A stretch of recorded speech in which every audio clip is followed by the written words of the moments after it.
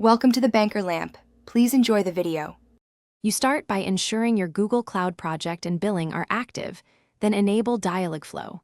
Next, create a service account and grant Dialogflow permissions so your bot can call APIs and webhooks. Once done, pick Dialogflow CX for complex flows or ES for simple intents, and sketch primary intents with sample utterances. Make sure to prepare response formats and a webhook endpoint plan. This allows you to move immediately into agent creation without stalling on later integration details. Now you build the conversational structure. Create intents with varied training phrases so the model generalizes.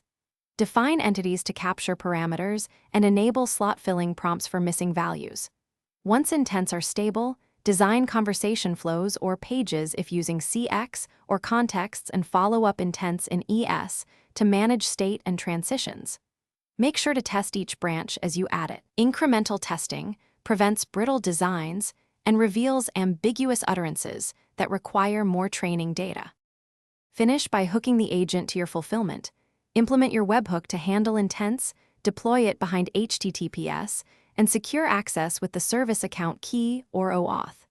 Then test thoroughly in the Dialogflow console and on target channels like web chat or messaging apps, checking for entity extraction and transition errors. Once live, monitor logs and conversation analytics. Retrain where accuracy drops and tune the fallback intent to handle unrecognized input.